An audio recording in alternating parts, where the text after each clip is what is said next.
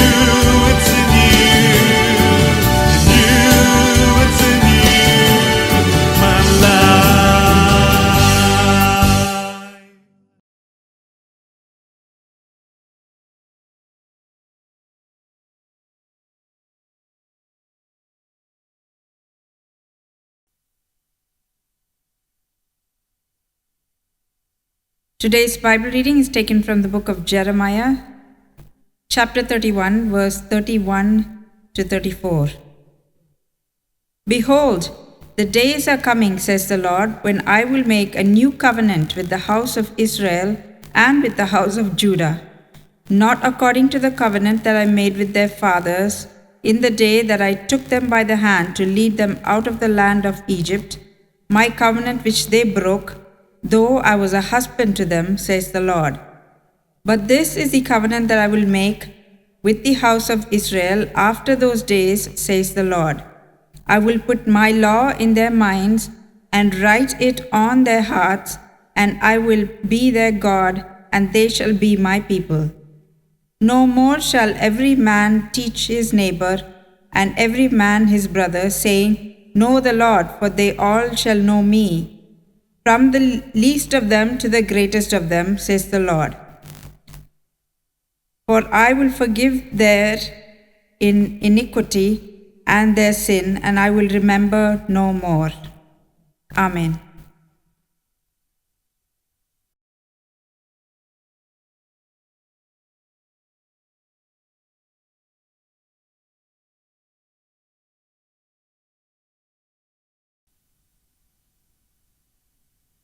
Greetings to you, dear brothers and sisters, in the matchless name of our Lord and Savior Jesus Christ.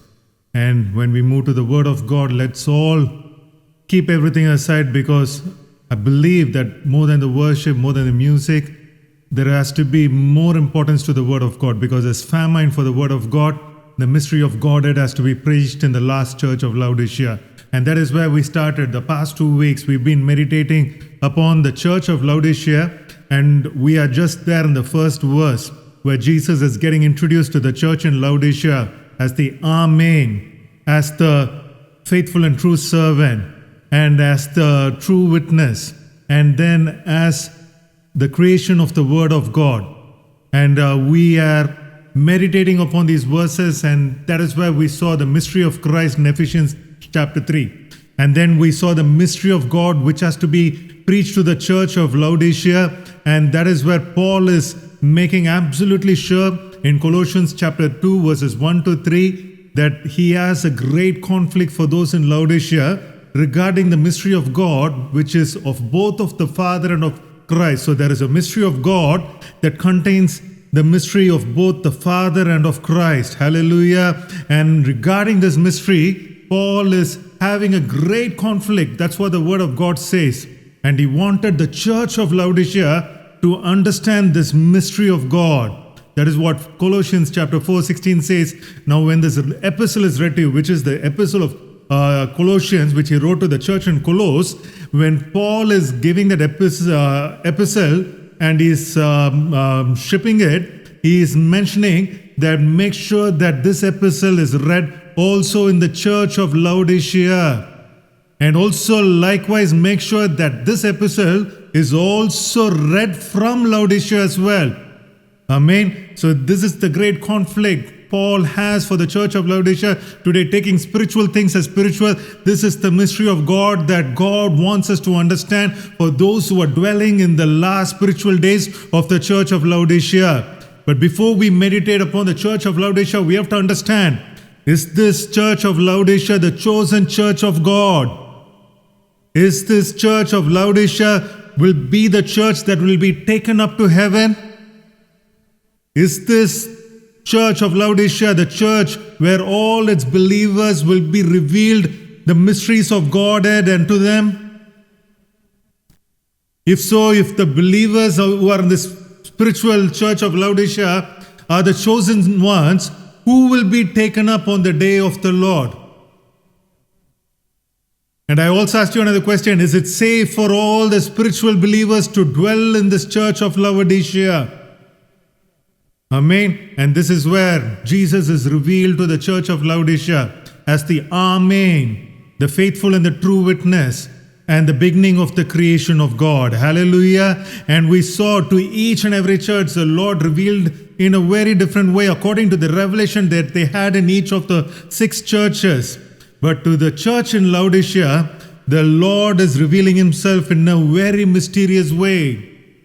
And last week we saw Amen. What is the meaning of the word Amen. Why is Jesus being addressed as Amen? If you haven't listened to it, I'm telling you, please tune and listen to those sermons, because these are not the wisdom of men. This is the wisdom of God. Amen. So today we're going to start with a faithful and true witness. So why is Jesus being introduced to the church of Laodicea as the faithful and true witness?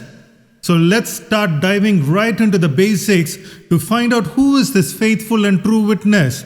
Amen. So firstly, we have to see throughout the entire Bible, the Old Testament and the New Testament, there is somebody who is mentioned as a faithful, and that has been portrayed throughout the Old Testament. Deuteronomy chapter 7 and verse 9 says, "Therefore know that the Lord your God, He is God, the faithful God, who keeps covenant and mercy for 1,000 generations with those who love Him and keep His commandments." Yes, this is a God who is a faithful God. This is the Lord your God, the Lord God Yahweh, whom the Israelites worship. And this is a God, is a faithful God. Why is this God called a faithful God? Very simply, because He keeps His covenant. Keep that in mind. This God is a faithful God because He keeps His covenant. So we'll have to understand who made this covenant. What was that covenant?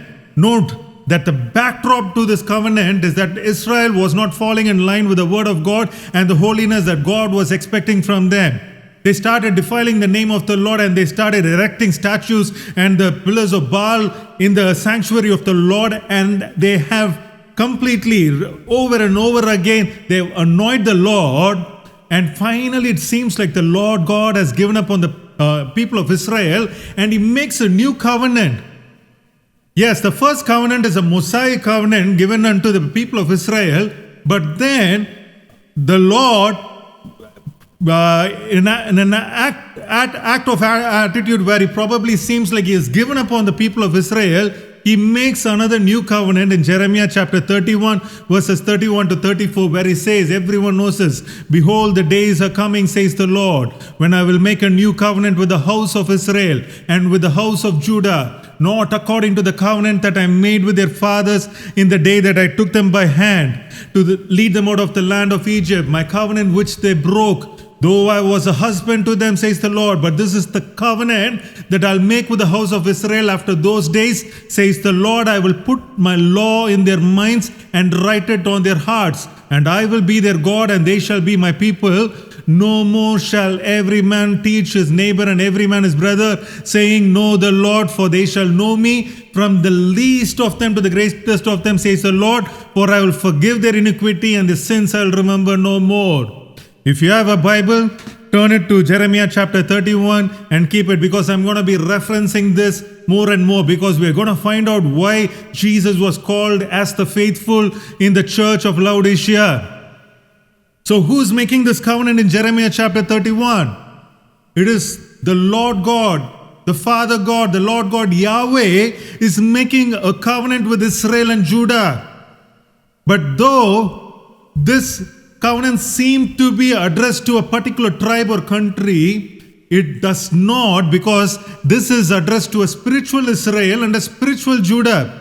We know that today because Jesus has stretched His salvation to the Gentiles and thereby granted unto us His new covenant, which remained to the will and the covenant of God. Yes, we know that today, that this new covenant was not written to a country or a tribe called Israel and Judah, but it was written to a spiritual Israel and a spiritual Judah. And this is where the million-dollar question comes in. Are there two people involved in the creation and the fulfillment of the new covenant? Amen. Are there two people involved in the creation of the covenant and in the fulfillment of the covenant when we come to the New Testament? I repeat that. One to promise it and author it unto us as a faithful God was that one person who created the covenant, and then another one who came to fulfill the covenant made by that faithful God as a faithful servant. This is where we need to fine-tune our spiritual eyes, my dear brothers and sisters. So before we dwell on the new covenant, why did the Lord God Yahweh had to bring in and author a new covenant? We have to understand that initially. Because the old covenant that was with the Israelites, which was a Mosaic covenant, which was given to Moses on the Mount of Sinai, that is a commandment which the Israelites literally trampled upon it. But what was that covenant that was given to Israelites?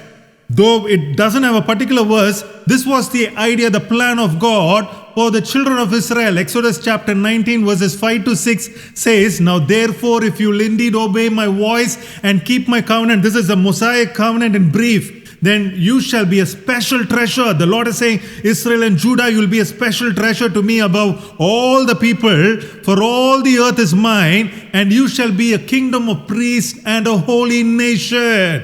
Hallelujah. This is the Lord promising to the children of Israel that you shall be unto me a kingdom of priests and a holy nation. These are the words that you have to speak to the children of Israel. The Lord is telling Moses, this is the covenant that I'm making with them. And then you later on read to Deuteronomy chapter 28, chapter 29, we see the Lord God promising a bunch of promises to the children of Israel.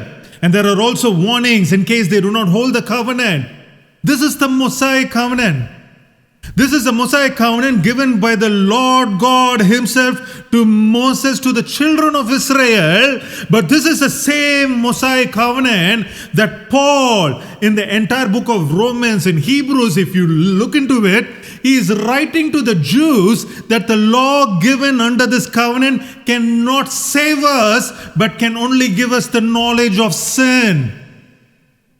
Yes, if you haven't read Romans and Hebrews, you have to do it. Because here, Paul is telling that this covenant given by the Lord God to Moses, to the children of Israel, is a covenant that will not save them. And it has only brought unto them death. Yes, exactly that is what Paul is telling in Romans chapter 7 and verse 13. As then what is good become death to me? Certainly not. He's saying what is good has not become death to me, but sin, that it might appear sin, was producing death in me through what is good.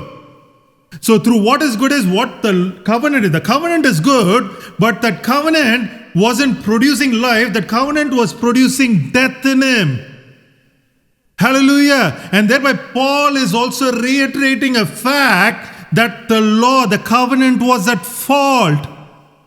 Yes, Paul is saying a covenant made by the Lord God Yahweh to hold on to the law of God and to be made as kings and the rulers of the world is pointed out to be a flaw, to be as something that produces death by the Apostle Paul. How can Paul, a mere man, convict the Lord God of Israel?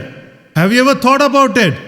How can Paul, a mere man, convict the Lord God of Israel for a covenant he made through Moses to the Israelites? But that's exactly what Paul said.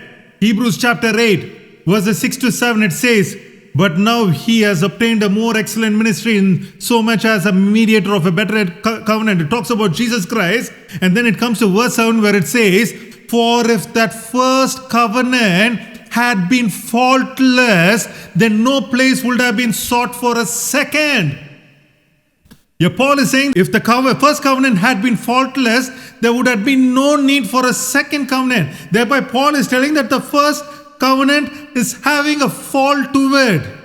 Paul is accusing that covenant made by God, which we believe it was all perfect, because was not God faithful to all those who followed the Mosaic covenant detail to detail, but they still found themselves at fault for not obeying the entire law. If they fall at one step, then they are found to have broken the entire laws. But that was a Mosaic covenant, and do not be alarmed, because today we have a God of grace, but do not be alarmed. This is the design of God. This is the design of God. The design is that God will nullify the old covenant and that was only meant for the Israelites, and bring in a new covenant that will have a mediator in the likeness of the servant and the King David, and bring into the Gentiles as well, and bring the Gentiles as well into the realm of salvation. Hallelujah. This is the absolute design of God. To nullify the old covenant and bring in a new covenant that will have a mediator who will grab all the Gentiles into the realm of salvation. Because the Lord has not given up on the covenant he made with the Israelites. But being faithful, because the Lord God cannot give up on that covenant, but he being faithful to that covenant.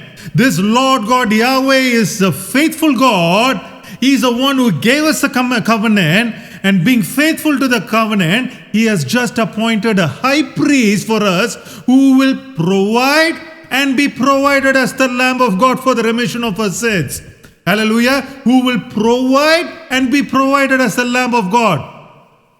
Hebrews 7 verses 20 to 22 says, and inasmuch as he was not made priest without an oath, for they have become priests without oath, but he with an oath by him who said to him, the Lord has sworn and will not relent. Hallelujah. The Lord has sworn and will not relent. Yes, the Lord has not given up the old covenant. He will not relent. He has just made it better by providing unto us a mediator through whom we can attain our salvation through death and the spilling of the blood. And thereby he could put all the works of death behind us through the blood of the Lamb. That is what verse 22 is saying. By so much more, Jesus has become a surety of a better covenant. Hallelujah. So the thing is, he did not nullify the old covenant. He made it better so that we can have a salvation being purchased by the Lamb of God. Remember, God is a faithful God. He's forever faithful. And he's faithful to his covenant and his promises. He will not relent. He will not step back. He will not lie unto us. He will not discard certain things which he has said. For every word that comes out of the mouth of God, they are yes and amen. So though the old covenant seemed to be at fault, the Lord God did not come to abolish it, but rather came to fulfill it.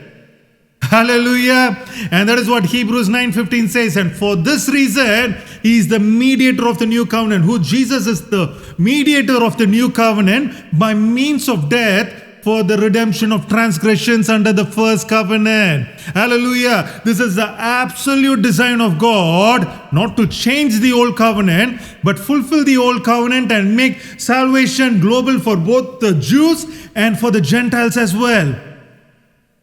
That is what Paul is writing throughout the book of Hebrews, that when we read that the first covenant seemed to be a faulty covenant, that is what in 7 and 8 he says, for if that first covenant had been faultless, then no place would have been sought for a second.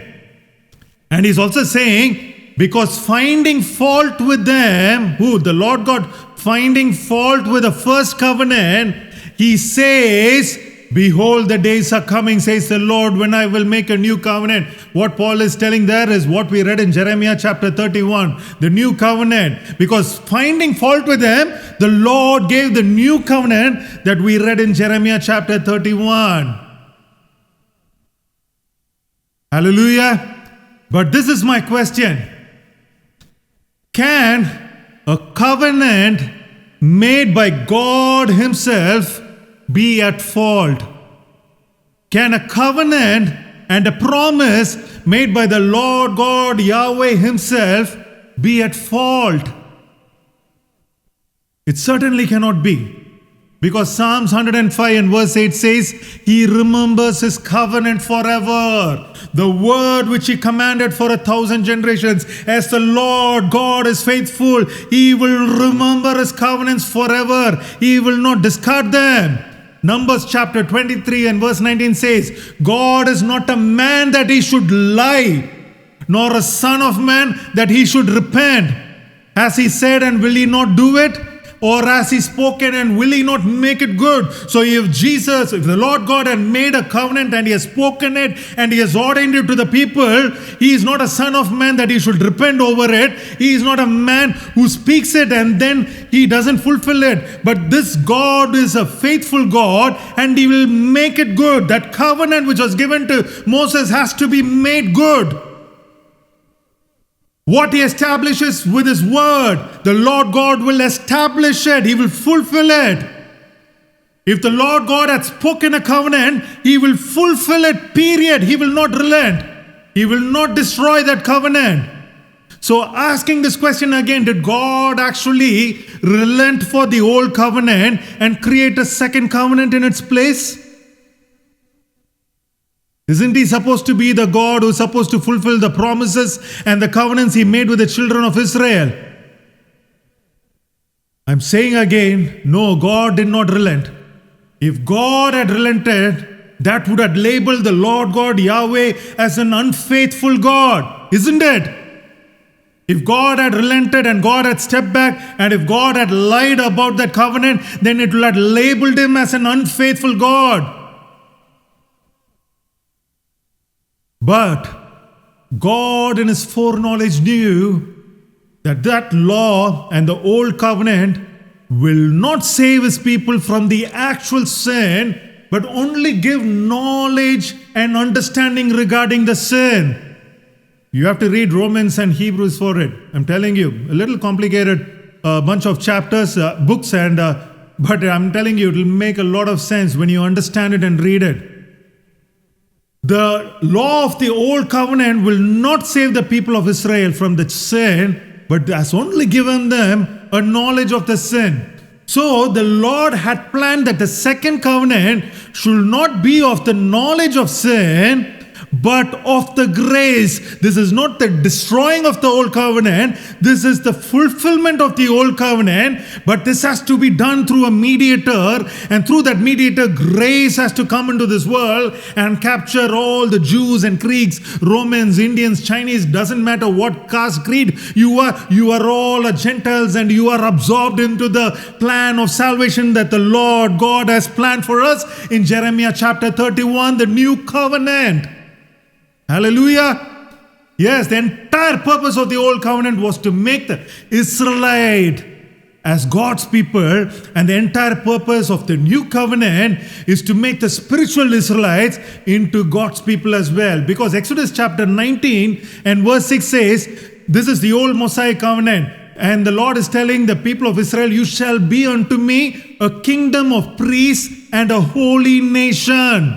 This was the desire of God, of the people of Israel, that is to make the nation of Israel into a kingdom of priests and a holy nation. God did not relent. God will not relent. God will not change. But what he changed was the plan of salvation. How to have the right to become as a child of God. How to become a rightful heir to the kingdom of God. How to become a partaker of his table. How to bring about a change of the law of the flesh and bring it to grace by the Spirit of God. Hallelujah. This is exactly what God did. He changed the plan of salvation, that it will change from the law of the flesh and converted it to the grace by the Spirit of God. Hallelujah. And that's exactly what we see in 1 Peter 2, 9-10, where this new covenant has taken place, and us have become, God has changed us into a kingdom of priests and a holy nation, how we promised to the Israelites in Exodus 19:6, where in 1 Peter 2, 9-10 it says, for you are a chosen generation, a royal priesthood, a holy nation, his own special people, that you may proclaim the praises of him who called you out of darkness into his marvelous light. For you were once a people who are not the people of God, but today you have obtained mercy and you have become a child of God. This is exactly what Peter is writing in his epistle. This is the covenant of God. This is the Mosaic covenant, not the new covenant. This is the Mosaic covenant which the Lord God gave unto the children of Israel through Moses. This is getting fulfilled here. A chosen generation. You become a chosen generation. A royal priesthood. A holy nation. His own special people. Yes. The Lord has obtained us all to be his own special people. This is a spiritual transformation of the old covenant. And he has brought it into the realm of a new covenant that can be purchased only by the grace and the Spirit of God. Hallelujah. That is why I'm saying the work of the Lord God is absolutely perfect. The Lord did not make a fault with the old covenant. He did not relent. He did not discard it. It was not at fault, though it seemed to be at fault. It was only at fault for those people who were falling into the sin by understanding and having the knowledge of sin. But otherwise, it was not at fault. The law was perfect. The covenant was perfect, but it did not save the people. That was the fault in that covenant. It did not save the people, but it was driving them into sin over and over again. And that is where he absolutely changed it and transformed the new covenant to be purchased by the blood of the Lamb. And through the grace of God, we can be purchased into the church of God. Hallelujah. Deuteronomy 32:4 says, this Lord is the rock. Who's the spiritual rock? And it says his works are perfect. Hallelujah. Deuteronomy 32:4 says, his work is perfect, for all his ways are justice, a God of truth and without injustice, righteous and upright is he. Yes, this is the Lord your God. He is God, the faithful God, who keeps covenants and mercy for 1,000 generations for those who love and keep his commandments. Deuteronomy 7:9. This is that Lord your God, righteous and upright is he, a God of justice. He is faithful. His work is perfect. He will not relent. And because he is faithful, he authored the new covenant through a mediator, his son, Jesus Christ. 1 Corinthians chapter 1 and verse 9 says that God is faithful, by whom you were called into the fellowship of his Son, Jesus Christ our Lord. God is faithful, by whom you were called into the fellowship of his Son, Jesus Christ our Lord. Does it mean that God, who is faithful, made the covenant, turned down the covenant, authored it, and then he sent a son to fulfill the covenant? Does this mean that God, who is faithful, who made the covenant, who say, I will be their God and they shall be my people, did this God send a second person called Jesus to fulfill the covenant? Did this God retract from his covenant? A covenant where he said that he will be the hero, but sent unto us a substitute. That is why we are going to meditate upon this and understand why Jesus was revealed to the church of Laodicea as the faithful and true witness. Hallelujah. Amen. Yes, that is where the mighty revelation of God comes into place. Because this Jesus Christ is that Jesus Christ who made the covenant, and that is the same Jesus Christ who fulfilled the covenant, and that is why he is revealed to the last church of amongst the 7 churches, that this Jesus Christ will be revealed as that faithful God in the church of Laodicea, where we are dwelling today. Amen. We are going to meditate through the word of God to find if there was a second person involved. Because this God made a covenant with Israel, is the one who said, is the Lord God, who is a faithful God, whose promises will never change, who will not relent, whose work is perfect. This is the Lord God Yahweh, who said in Jeremiah chapter 31, between verses 31 to 34, that I will make a new covenant with the house of Israel and with the house of Judah. Yes, this is the Lord God Yahweh saying it, but who made the covenant? In Luke chapter 22 and verse 20, you see, likewise, when he also took the cup after supper, he said, this is the cup. This is the new covenant in my blood, which is shed for you. Hallelujah. Yeah, Jesus is making a statement that the new covenant is not of some other person, is not of a person who sent him, but this covenant is in my blood.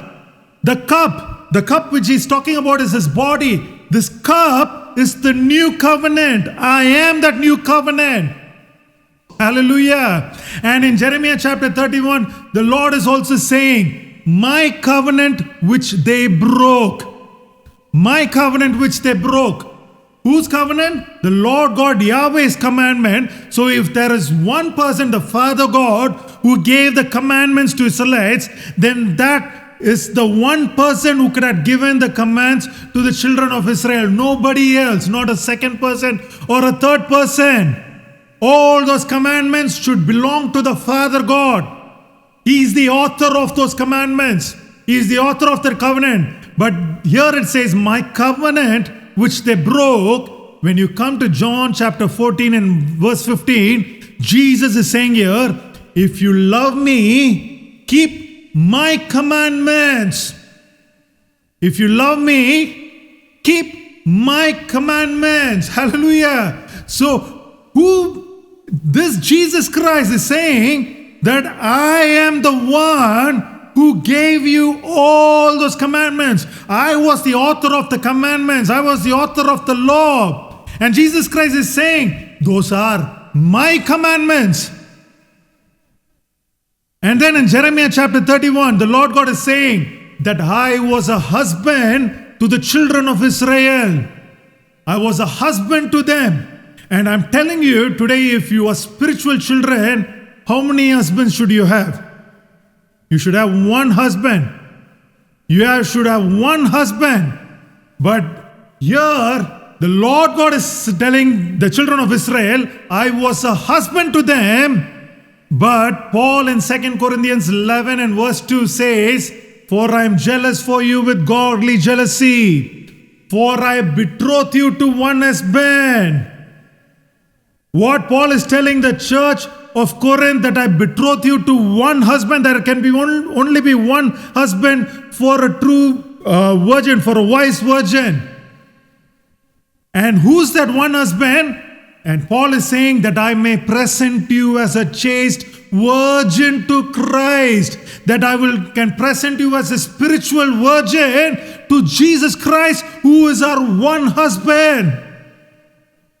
Hallelujah. And then in Jeremiah chapter 31, the Lord God Yahweh is saying, I will put my law in their minds and write it on their hearts. Yes, the Lord God Yahweh is saying, I will put my law in their minds and write it on their hearts. Now, firstly, you have to understand why these laws were given to the children of Israel. See, at those days, the Holy Spirit wasn't poured upon the children of Israel.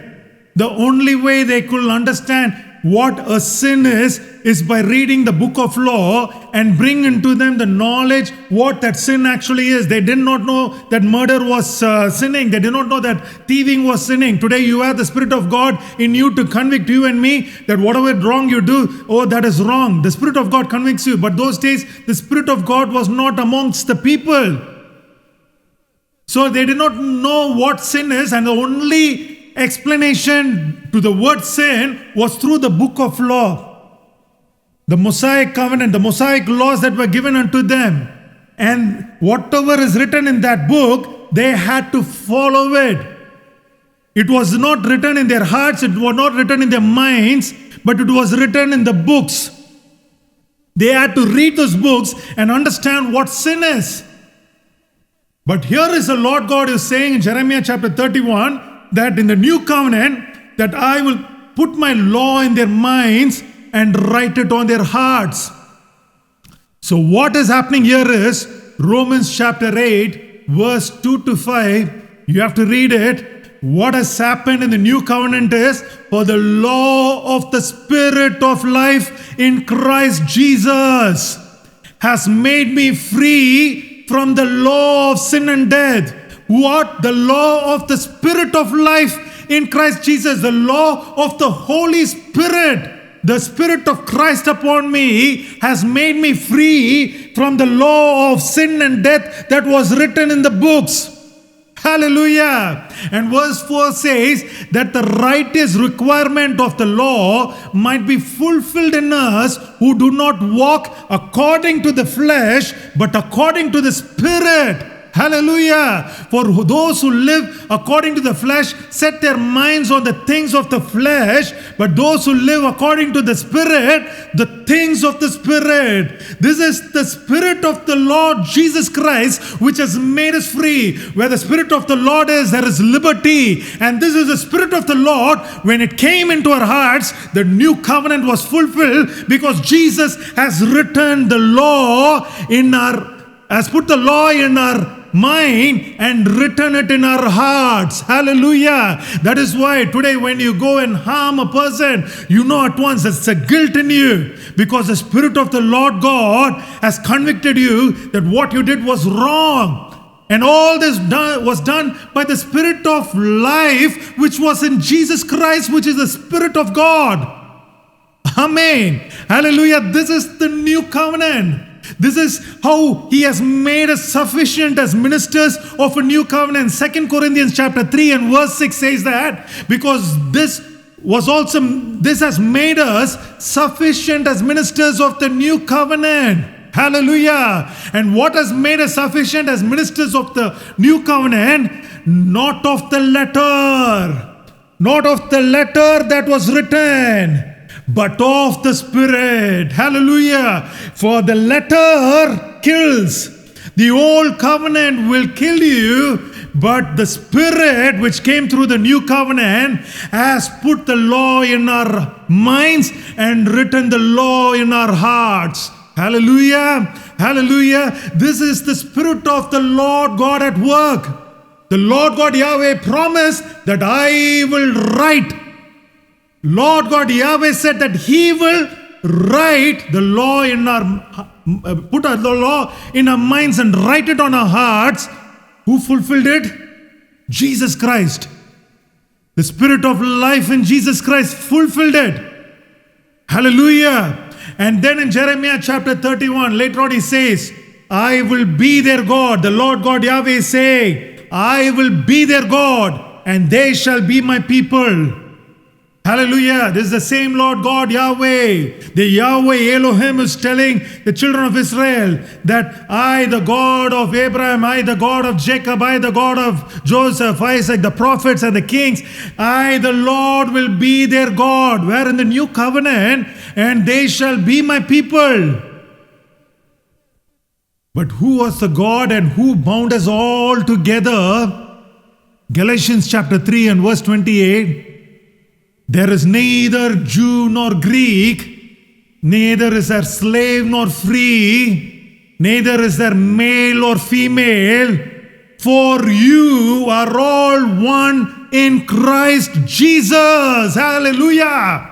So you can be a Jew or a Greek, you can be a slave or you can be a free man, you can be a male or a female, an Indian or a Chinese, an Australian or an American, doesn't matter. But who has become your God? You have become all in the Lord God Jesus Christ. The new covenant is being fulfilled. The Lord God Yahweh, who's the Lord God Jesus Christ, has become your God. Hallelujah. And later on in Jeremiah chapter 31, the Lord God claims that they shall all know me. Who? The Lord God Yahweh is claiming that all the children of Israel, the spiritual children of Israel, they shall all know me. And this is where I'm telling you, I think this is going to be the 8th week I'm pulling out this verse. And this week I really did not want to bring these two verses again, because I've already thought I'd done enough with these verses. But I think the Lord wants to speak to the church with these two verses, because these are a very crucial key to understand who is the Lord God Yahweh and who is the servant that came into the world, who is the mediator that came into the world. That's why the Lord did not allow me to skip this verse. I'm telling you, I did not plan it. But when I was writing the sermon, when I knew, when Jeremiah 31, it says that all shall know me, the Lord God Yahweh is saying they shall all know me, I can only pull this out again. John 8:24. Therefore I said to you, you will die in your sins if you do not believe that I, Jesus the servant, am He. Who? The Lord God Yahweh. Hallelujah. Yes, this is the Lord God saying, all the people shall know me. But here Jesus is saying, if you do not believe that I am He, then you will die in your sins. Many people will say that this is Jesus talking about a Messiah, that I am the Messiah. No, Jesus was not talking about a Messiah, about a servant. In John chapter 8, 27, 3 verses later, the people did not understand that that Jesus spoke to them of the Father. Jesus spoke to them of the Father. Because this is the prophecy that Jesus was pulling out from Isaiah 43, 10 and 11. And it says, you are my witness and my servant whom I have chosen. Who? The Lord God Yahweh is saying this. John 8:24 was spoken by Jesus, but Isaiah 43, 10 to 11 is spoken by the Lord God Yahweh. And the Lord God Yahweh is saying, the servant whom I have chosen, that you may know and believe me and understand that I am He, the servant, that I, the Lord God Yahweh, am that servant. Before me there was no God form, nor shall there be after me. I, even I, am the Lord, not are the Lords. I, the Lord God Yahweh, even I, the servant, am the Lord. One God, one Lord. And besides me there is no other Savior. I really thought I shouldn't overdo this verse over and over again. But I think the Lord wants to speak to the churches with this verse. I never planned to bring out this verse in today's sermon. But this is where the Lord God is claiming in Jeremiah chapter 31, the Lord God Yahweh in the new covenant is saying that they shall all know me. And if you know Jesus Christ and that this Jesus Christ is that Father, then you will not die in your sins. Otherwise, the Lord Jesus Christ Himself is telling us that you will die. If you do not believe that I am He, you will die in your sins. Amen. And then, more importantly, this is another key verse in the new covenant, Jeremiah chapter 31. And here the Lord God Yahweh is saying, for I will forgive their iniquity and their sin I will remember no more. I will forgive their iniquity. I will forgive their iniquity and their sins I will remember no more. And when Jesus came into this world, He figuratively spoke about a father, and as if He had the authority from the Father. But then, in a place in Matthew chapter 9, there was a miracle happening where a paralytic man was lying on a bed. And then Jesus, He said to the paralytic man, see, this is where Jesus wanted to emphasize and prove His authority, that He is just not a sent servant, but this servant understand that I am He the Father and I have authority on earth to forgive sins.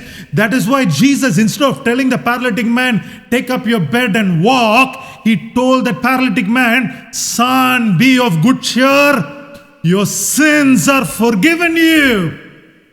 Hallelujah. And who's the Lord God who's promising that He will forgive us sins? In Jeremiah chapter 31, it's the Lord God Yahweh.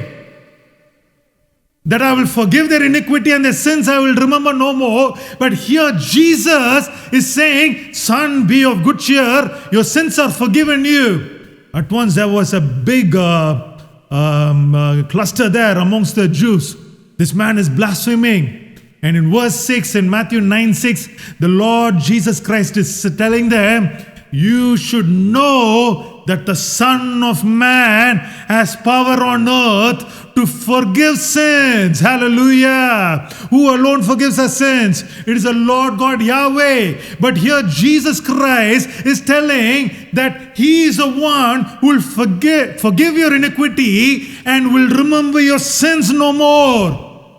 Hallelujah. The one who promised is the Lord God Yahweh. The one who is fulfilling it is Jesus Christ. And what is Jesus Christ saying? that if you know that the Son of Man has power on earth to forgive sins, you should know and understand that I am not just a sent servant, but I am just a likeness of the flesh with the Spirit of the Almighty God in me. Hallelujah. So who forgives our sins? The Father or Jesus Christ? And 1 John chapter 1 and verse 9 says, if we confess our sins, He is faithful. Where to whom should we confess our sins? If we confess our sins to Jesus Christ, He is faithful. Who's the faithful God? The Lord God Yahweh. But here Jesus is faithful and just to forgive us of our sins and cleanse us from all unrighteousness.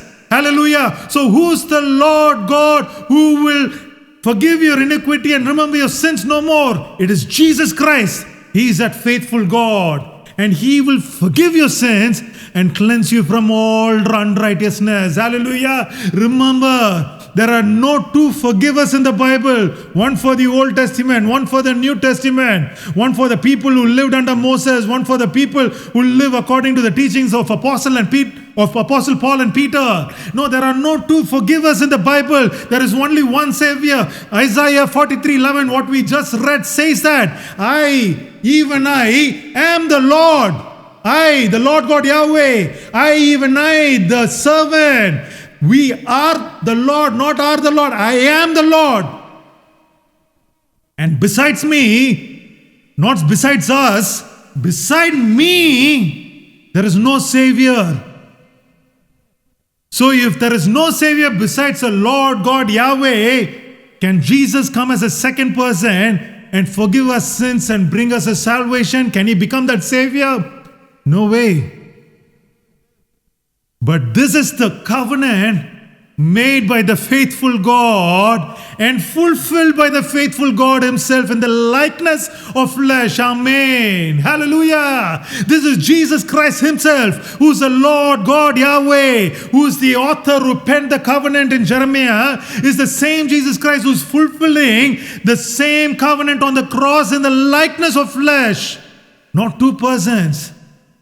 This is Jesus Christ, who is the author and the finisher of our faith. Hebrews chapter 12 and verses 2 says that we have to look up to Jesus Christ, who is the author. What did He author? The new covenant. Who authored it? Not the Lord God Yahweh. Jesus Christ. When He was the Lord God Yahweh, when He was there on the throne, when He was there manifested as a father to Israelites, He was the one who wrote the new covenant. He is the author and He is the finisher. He is the fulfiller as a mediator as well. Hallelujah. Not the Lord God Yahweh as the author and Jesus Christ as the finisher, but Jesus Christ both as the author and the finisher of our faith. Hallelujah. Hallelujah. And this is where we're going to come into next week and look into 3 proofs that I'm going to bring through the Word of God. I don't want to make this a very hectic section with many verses because these are very deep subjects. I want to take it slowly. So I'm going to close this sermon today. Remember the covenant, the new covenant that was written by the Lord God Yahweh. In every place where the Lord God Yahweh says that I am the one, I will be the one who makes a new covenant. I will make this new covenant. I will be the husband to them. I'll be their God. This is the same God who is the finisher of our faith. And those two are not two different persons. Hebrews 12:2 very clearly says that Jesus is the author and the finisher of our faith. Author means archegon in the Greek language, meaning the founder. Jesus is the founder and the finisher of our faith. Whatever translation you read it in, this is the truth. And this is the mighty truth, the mystery of God, both of the Father and of Christ, in which are the treasures of wisdom and knowledge. All the people who live in the church of Laodicea should attain this church of Laodicea, should attain this knowledge. Church of Laodicea, wake up. The Lord God is coming soon. Do not be left behind, but understand and know that I am He. That I, the Lord Jesus Christ, the servant who came in the likeness of flesh as of the servant David, I am that Father. If you do not believe that, you will die in your sins. Not me, Jesus is saying that. John 8:24, read it. Isaiah 43:10, read it. Keep those two together. Understand that this Jesus Christ is the Father. Because that verse, I did not plan it today. But the Lord probably wants to speak that to the churches. He wants the church to understand and come into the knowledge of the Son, come into the knowledge of the Father, come into the knowledge of the Spirit of God, and understand that there are not three persons but one God, and we should all be baptized according to the key of David that was revealed in Acts chapter 2, and be baptized in the name of the Lord Jesus Christ, as Peter preached to the 3,000 Jews. In the name of Jesus Christ, you'll be baptized for the remission of your sins. This is the true baptism that we need to receive to become that wise virgin, that chaste virgin who will be presented to Christ. So let us all declare our faithfulness to the Lord our God Jesus Christ. Because today many people are praying. They praise to the Father. Oh Father, here we are. Father, Father, thank you. And I've seen so many people, they do not use the word Jesus in their prayers. They do not address Jesus in their prayers. Their belief is that Jesus is not the author of the covenant. But I'm telling you today, Paul is telling that this Jesus is that author. And this Jesus is the finisher of our faith. And if you do not understand that, and if you're praying to two people, you're asking forgiveness to two people, remember your prayers will be futile. Do not be angry. Do not make your ego as a stumbling block in your walk of faith, but rather submit yourself, humble yourself in the mighty hands of God, and ask God to reveal unto you all the revelations and all the secrets that are held within the Word of God, because the Lord is faithful, and to those who seek Him, the Lord will be a perfect judge, and He will come soon, and He'll deliver you, and He will grant unto you the light, the marvelous light from which He has called us out of darkness. Let us step into that marvelous light, my dear brothers and sisters, for we are a chosen generation, a royal priesthood, a holy nation, God's own special people, that we are called to declare the praises of Him, of the one God who brought us out of darkness into His marvelous light. And when we declare our praises to Him, and when we are true and faithful to the promises, and we cling on to the hope that the Lord Jesus Christ has given unto us, remember that we stand right in the name of the Lord. That we understand that this Jesus Christ is that Lord God Yahweh who's our Father. And Lord Jesus, understand the mystery of God that will be preached to the church of Laodicea. And Lord, help us, Lord Jesus, to escape from the church of Laodicea and come into the church of Philadelphia and hold on to the key of David. Let us hold on to the key of David, my Jesus. And Lord, today we surrender ourselves into your presence. Lead us, O thou great Jehovah. My Jesus, you are the Jehovah. Lead us, O thou great Lamb of God. My Jesus, you are that Lamb of God. Lead us, O thou Spirit of the Lord God. My Jesus, you are the Spirit of truth. And Jesus, we thank you. We thank you that you're revealed in this church, Lord Father. You'll be revealed as King, Lord Father. And Lord, we will expect you to come back as King, to receive us. And Lord, we want to be pure, wise virgins, and we want to be chaste virgins who will be presented to you, my King. And you will betroth unto us your kingdom. You will betroth us, Lord Jesus, as a spiritual bride. Lord, we wait for the day. We wait for the day, Lord. Bless us, Lord. Bless our families. Bless our churches. Bless our land. Lord, I pray, Lord, as I stretch my hand out, my Lord, that you'll hear the prayers of the righteous people, Lord Jesus. That, Lord, the pestilence that you sent in this world, Lord, will be wiped away in the name of Jesus. Lord, deliverance comes from the name of the Lord. Today we cling on to the name of the Lord. Deliverance comes from the name of Jesus. Jesus, deliver us, keep us safe, keep our family safe. Lord, into your mighty hands, into the fold of your wings we surrender. In Jesus' mighty name I pray. Amen. Amen. Bless the Lord, O my soul, and all that is within me, bless his holy name. Bless the Lord, O my soul, and forget not all his benefits. Amen. Let's receive the benediction. The Lord bless you and keep you. The Lord make his face shine upon you and be gracious unto you. The Lord turn his face towards you and grant you everlasting peace. May the grace and the communion of our Lord Jesus Christ be with you now and forever. In Jesus' mighty name, amen. And God bless you all. And if you're not tuned in for the morning service in Tamil, if you're a follower of the Tamil language, I'm telling you, listen to the Tamil service at 10 a.m. in the morning. I'm telling you, the Lord Jesus Christ will touch you with his words in a mighty way in which you've never been touched before. And today there was a mighty sermon being spoken. One throne, one Lord. Who's that Lord? And I'm telling you, if you know Tamil, listen to that sermon and the Lord Jesus Christ will certainly bring you into the knowledge of his marvelous light. Amen. God bless you all. Until next week, bye-bye. My life is in you, Lord, my strength is in